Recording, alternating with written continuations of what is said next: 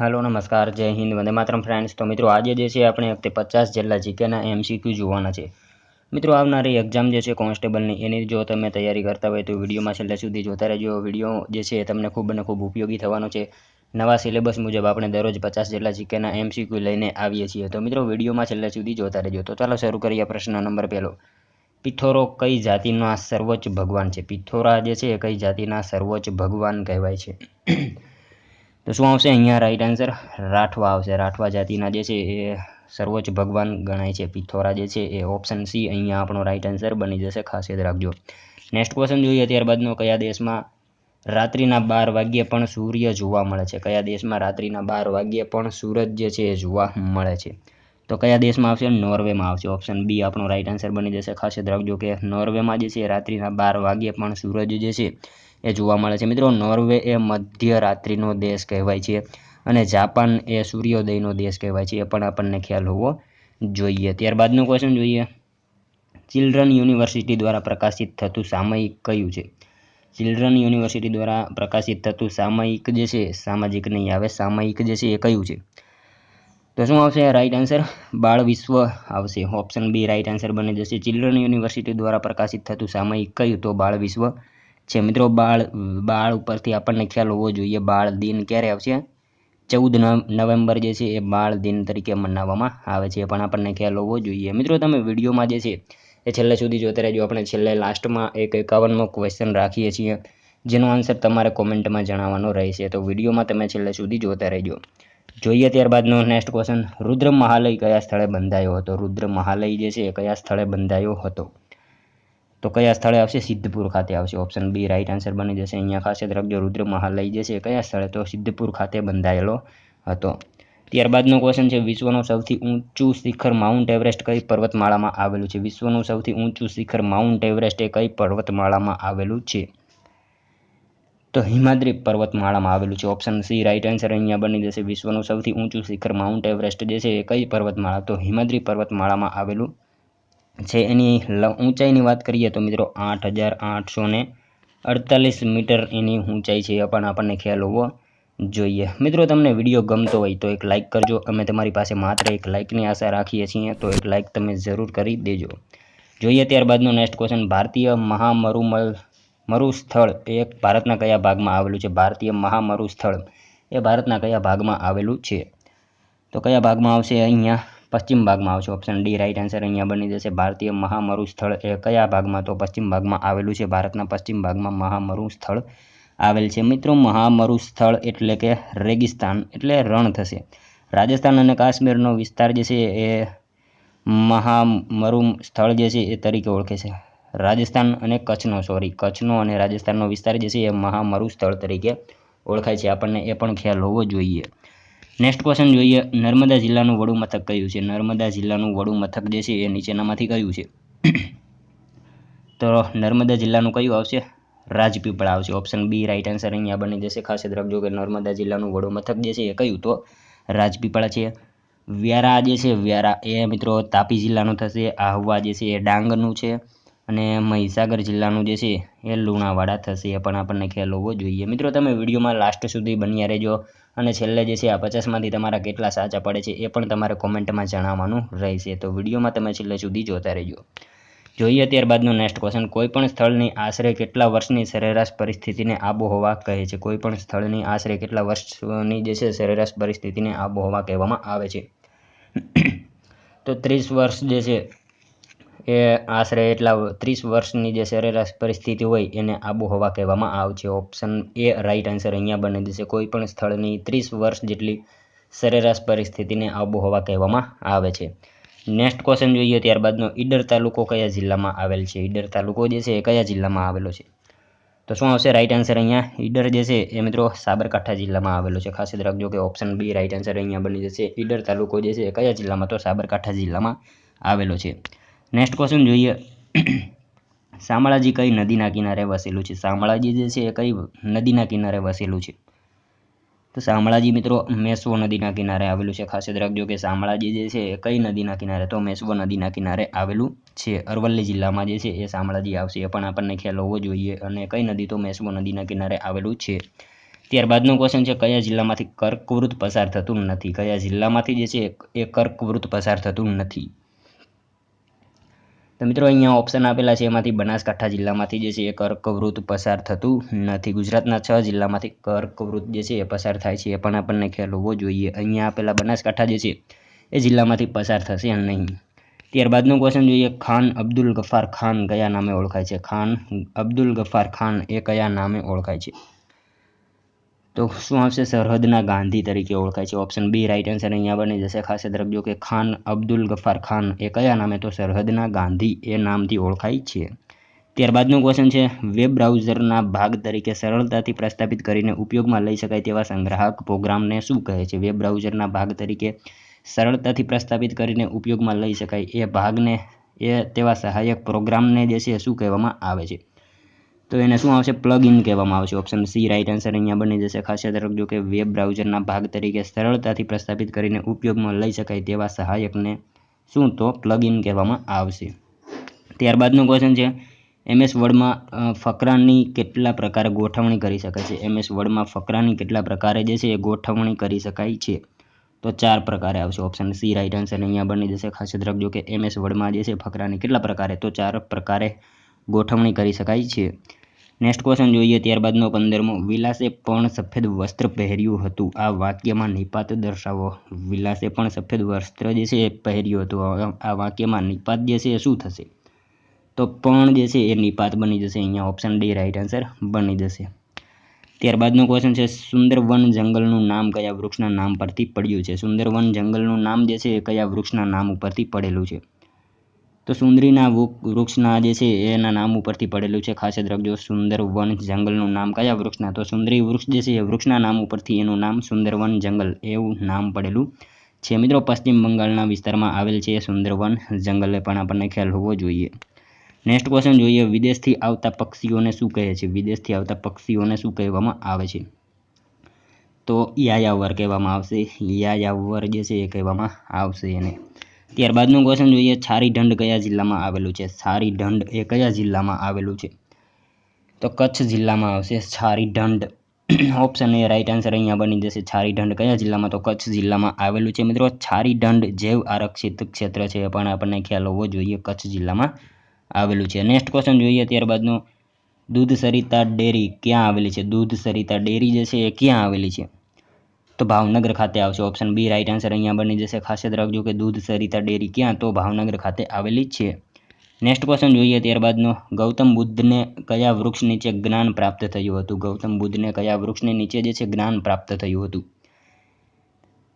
તો શું આવશે રાઈટ આન્સર અહીંયા? બોધિ વૃક્ષ જે છે. ઓપ્શન ડી રાઈટ આન્સર અહીંયા બની જશે. ગૌતમ બુદ્ધને જે છે બોધિ વૃક્ષ નીચે જ્ઞાન પ્રાપ્ત થયું હતું. ખાસ યાદ રાખીશું. વૈશાખી પૂર્ણિમાના દિવસે એમને જ્ઞાન પ્રાપ્ત થયું હતું, એ પણ આપણને સાથે સાથે ખ્યાલ હોવો જોઈએ. નેક્સ્ટ ક્વેશ્ચન જોઈએ. ત્યારબાદનો, પ્રથમ ગુજરાતી બોલતી ફિલ્મ કઈ હતી? પ્રથમ ગુજરાતી બોલતી ફિલ્મ જે છે એ કઈ હતી?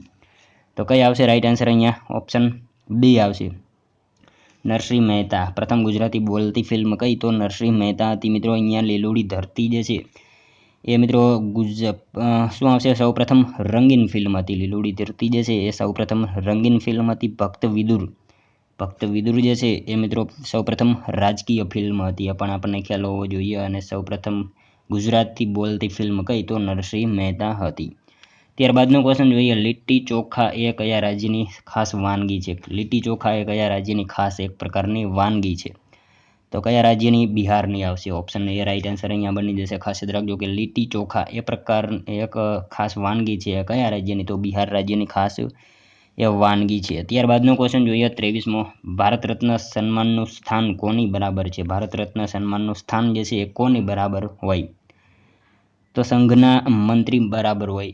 સંઘના મંત્રીમંડળના મંત્રી બરાબર જે છે એ ભારત રત્ન જે છે સન્માન એવોર્ડ એનું સ્થાન એમના જે છે સંઘના મંત્રી બરાબર હોય છે. ત્યારબાદનો ક્વેશ્ચન જોઈએ. પ્યાલા ભારતના એક પશ્ચિમી રાજ્યની ભૌગોલિક વિશેષતા છે. આ શબ્દ શાના માટે પ્રયોજાય છે? પ્યાલા ભારતના એક પશ્ચિમી રાજ્યની ભૌગોલિક વિશેષતા છે. તો આ શબ્દ જે છે શેના માટે પ્રયોજાય છે?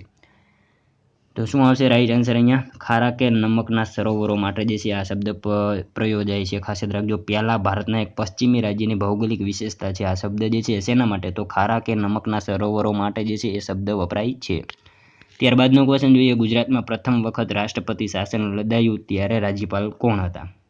ગુજરાતમાં સૌ પ્રથમ વખત રાષ્ટ્રપતિ શાસન લદાયું ત્યારે રાજ્યપાલ તરીકે કોણ હતા? તો શ્રીમન નારાયણ આવશે. ઓપ્શન સી રાઈટ આન્સર અહીંયા બની જશે. ખાસ યાદ રાખજો. ગુજરાતમાં સૌ પ્રથમ વખત રાષ્ટ્રપતિ શાસન લદાયું ત્યારે જે છે રાજ્યપાલ તરીકે કોણ? તો શ્રીમન નારાયણ હતા. ઓપ્શન સી રાઈટ આન્સર અહીંયા બની જશે. ખાસ યાદ રાખજો. ત્યારબાદનો ક્વેશ્ચન જોઈએ 26મો. ભારતમાં પોકેટ વીટોનો ઉપયોગ કોણ કરી શકે છે? ભારતમાં પોકેટ વીટોનો ઉપયોગ જે છે કોણ કરી શકે? તો કોણ આવશે? રાષ્ટ્રપતિ કરી શકે. ઓપ્શન ડી રાઈટ આન્સર અહીંયા બની જશે. ખાસ યાદ રાખજો કે ભારતમાં પોકેટ વીટોનો ઉપયોગ કોણ? તો રાષ્ટ્રપતિ કરી શકતા હોય છે. મિત્રો અહીંયા વાત કરીએ વીટો જે છે એ કેટલા પ્રકારના હોય? તો 3 પ્રકારના જે છે એ વીટો હોય છે. એમાં વાત કરીએ એક આત્યંતિક વીટો આવશે, અને બીજો નિલંબનકારી વીટો આવશે, અને ત્રીજો પોકેટ વીટો. આમ 3 વીટો હોય છે, અને ભારતમાં પોકેટ વીટોનો ઉપયોગ કોણ? તો રાષ્ટ્રપતિ કરી શકતા હોય છે. ખાસ યાદ રાખજો. ત્યારબાદનો ક્વેશ્ચન જોઈએ. વાડીઓના જિલ્લા તરીકે કયો જિલ્લો જાણીતો છે? વાડીઓના જિલ્લા તરીકે કયો જિલ્લો જે છે એ જાણીતો છે?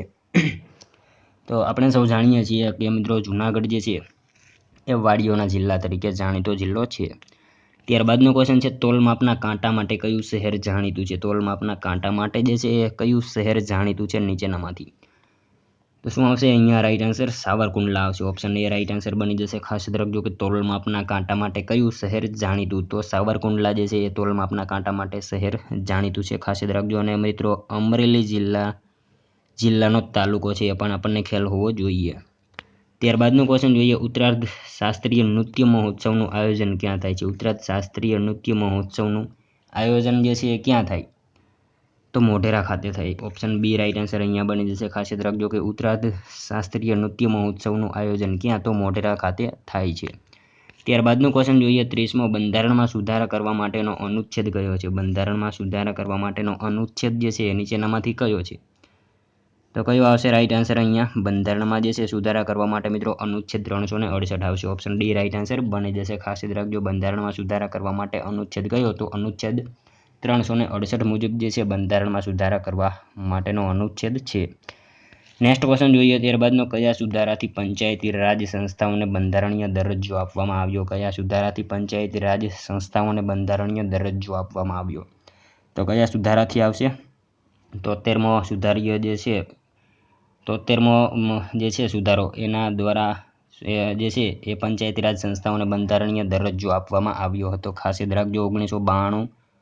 1992માં 73મો બંધારણીય સુધારો જે છે એ કરવામાં આવેલો હતો. એ પણ આપણને ખ્યાલ હોવો જોઈએ. ક્યારે? તો 1992માં. નેક્સ્ટ ક્વેશ્ચન જોઈએ. ત્યારબાદનો પ્રખ્યાત પરબધામ મંદિર કયા જિલ્લામાં આવેલું છે? પ્રખ્યાત પરબધામ મંદિર જે છે એ કયા જિલ્લામાં આવેલું છે? તો કયા જિલ્લામાં આવશે? જુનાગઢ જિલ્લામાં આવશે. ઓપ્શન ડી રાઈટ આન્સર બની જશે. ખાસ યાદ રાખજો કે પ્રખ્યાત પરબધામ મંદિર જે છે એ કયા જિલ્લામાં? તો જુનાગઢ જિલ્લામાં આવેલું છે. ત્યારબાદનો ક્વેશ્ચન જોઈએ. પૃથ્વી પોતાની ધરી પર કઈ દિશામાંથી કઈ દિશા તરફ ફરે છે? પૃથ્વી પોતાની ધરી ઉપર જે છે કઈ દિશામાંથી કઈ દિશા તરફ જે છે એ ફરે છે? તો કઈ દિશા આવશે રાઈટ આન્સર અહીંયા? પૃથ્વી જે છે મિત્રો પશ્ચિમથી પૂર્વ દિશા તરફ જે છે એ ફરતી હોય છે. ઓપ્શન બી રાઈટ આન્સર અહીંયા બની જશે. ખાસ યાદ રાખજો. ત્યારબાદનો ક્વેશ્ચન જોઈએ. સૌથી વધુ ફિલ્મો ગીતો લખવા બદલ કયા ગીતકારને ગિનીઝ બુકમાં સ્થાન મળ્યું છે? સૌથી વધુ ફિલ્મી ગીતો લખવા બદલ કયા ગીતકારને જે છે ગિનીઝ બુકમાં સ્થાન મળેલું છે? નીચેનામાંથી શું આવશે? ઓપ્શન સમીર અંજાન જે છે એમણે મિત્રો જે છે એ સૌથી વધુ ફિલ્મી ગીતો લખવા બદલ ગિનીઝ બુકમાં એમને સ્થાન મળેલું છે. ઓપ્શન સી રાઈટ આન્સર અહીંયા બની જશે. 4050 કરતાં વધારે ગીતો એમણે લખ્યા છે. એ પણ આપણને ખ્યાલ હોવો જોઈએ. ત્યારબાદનો ક્વેશ્ચન જોઈએ. ગ્રામ દક્ષિણામૂર્તિ, અંબાલા અને લોકભારતી સણોસરા જેવી ગ્રામ લક્ષ્મી અને સર્વોદય લક્ષ્મી કળવણી માટેની સંસ્થાઓ કોણે સ્થાપી? આ સંસ્થાઓ જે છે નીચેનામાંથી કોણે સ્થાપી? તો નાનાભાઈ ભટ્ટ જે છે એમણે આ બધી સંસ્થાઓ જે છે એ સ્થાપી હતી. ખાસ યાદ રાખજો. ગ્રામ દક્ષિણામૂર્તિ, અંબાલા અને લોકભારતી સણોસરા જેવી ગ્રામ લક્ષ્મી સર્વોદય લક્ષ્મી કળવણી માટેની સંસ્થાઓ જે છે એ નાનાભાઈ ભટ્ટે સ્થાપેલી હતી. ત્યારબાદનો ક્વેશ્ચન જોઈએ, હાર્ડ ડિસ્કમાં રહેલા અવ્યવસ્થિત ડેટાને યોગ્ય રીતે ગોઠવવા નીચેનામાંથી કયા ટૂલનો ઉપયોગ થાય છે? હાર્ડ ડિસ્કમાં જે છે રહેલા અવ્યવસ્થિત ડેટાને યોગ્ય રીતે ગોઠવવા નીચેનામાંથી કયા ટૂલનો ઉપયોગ થાય? તો કયા ટૂલનો આવશે રાઈટ આન્સર અહીંયા? ડિફ્રેજમેન્ટ આવશે. ઓપ્શન ડી રાઈટ આન્સર બની જશે. ખાસ રાખજો કે હાર્ડ ડિસ્કમાં રહેલા અવ્યવસ્થિત ડેટાને યોગ્ય રીતે ગોઠવવા નીચેનામાંથી શું? તો ડિફ્રેજમેન્ટ એ ટૂલનો ઉપયોગ કરવામાં આવે છે. ખાસ યાદ રાખીશું. ત્યારબાદનો ક્વેશ્ચન જોઈએ 37મો. ભારતમાં બેંકોનું રાષ્ટ્રીયકરણ કરનાર વડાપ્રધાન કોણ હતા? ભારતમાં બેંકોનું રાષ્ટ્રીયકરણ કરનાર વડાપ્રધાન એ નીચેનામાંથી કોણ હતા? તો કોણ આવશે? ઇન્દિરા ગાંધી આવશે. ઓપ્શન એ રાઈટ આન્સર બની જશે. ભારતમાં બેંકોનું રાષ્ટ્રીયકરણ કરનાર વડાપ્રધાન જે છે એ કોણ? તો ઇન્દિરા ગાંધી હતા. લોખંડી મહિલા કહેવાય છે ભારતના. અને મિત્રો ઇન્દિરા ગાંધીની સમાધિનું નામ જે છે શક્તિ સ્થળ છે, એ પણ આપણને ખ્યાલ હોવો જોઈએ. અને બેંકોનું રાષ્ટ્રીયકરણ જે છે એ 1949માં થયું હતું, એ પણ આપણને ખ્યાલ હોવો જોઈએ. નેક્સ્ટ ક્વેશ્ચન જોઈએ, સંયુક્ત રાષ્ટ્રના ધ્વજમાં જે વૃક્ષની ડાળીઓ દર્શાવવામાં આવી છે તે વૃક્ષ કયું છે? સંયુક્ત રાષ્ટ્રના ધ્વજમાં જે છે એ ડાળીઓ દર્શાવવામાં આવી તે વૃક્ષ જે છે એ કયું છે? તો એ ઓલિવ વૃક્ષ આવશે. ઓપ્શન એ રાઈટ આન્સર અહીંયા બની જશે. ખાસ યાદ રાખજો કે સંયુક્ત રાષ્ટ્રના ધ્વજમાં જે વૃક્ષની ડાળીઓ દર્શાવવામાં આવી તે વૃક્ષ કયું? તો ઓલિવ વૃક્ષ છે. સંયુક્ત રાષ્ટ્ર દિવસ UN ડે 24 ઓક્ટોબર એ પણ આપણને ખ્યાલ હોવો જોઈએ. અને મિત્રો રિઝર્વ બેંક ઓફ ઇન્ડિયા જે છે એનો લોગો જે છે એમાં આ પામ જે છે એ વૃક્ષના જે છે એ લોગો છે, એ પણ આપણને ખ્યાલ હોવો જોઈએ. ત્યારબાદનો ક્વેશ્ચન જોઈએ, પ્રાચીન ભારતની પ્રસિદ્ધ વિદ્યાપીઠમાંથી ગુજરાતની કઈ વિદ્યાપીઠ હતી? પ્રાચીન ભારતની પ્રસિદ્ધ વિદ્યાપીઠમાંથી ગુજરાતની વિદ્યાપીઠ જે છે એ કઈ હતી? તો કઈ આવશે રાઈટ આન્સર અહીંયા? વલભી આવશે. વલભી જે છે એ વિદ્યાપીઠ હતી. પ્રાચીન ભારતની પ્રસિદ્ધ વિદ્યાપીઠમાંથી જે છે એ ગુજરાતની કઈ? તો વલભી હતી.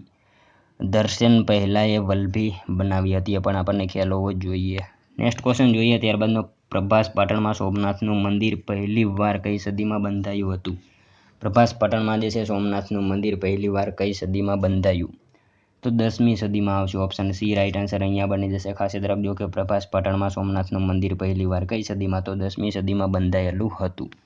ત્યારબાદનો ક્વેશ્ચન જોઈએ, 52 કાશી સુબોધ રત્નાકર નીચેનામાંથી કોના દ્વારા લખાયેલ છે? 52 કાશી સુબોધ રત્નાકર નીચેનામાંથી જે છે કોના દ્વારા લખાયેલ છે?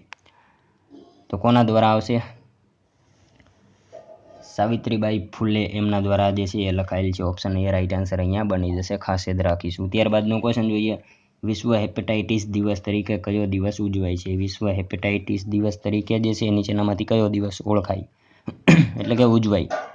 તો 28 જુલાઈ આવશે. ઓપ્શન સી રાઈટ આન્સર અહીંયા બની જશે. વિશ્વ હેપેટાઇટિસ દિવસ તરીકે કયો? તો 28 જુલાઈ એ દિવસ જે છે એ મનાવવામાં આવે છે.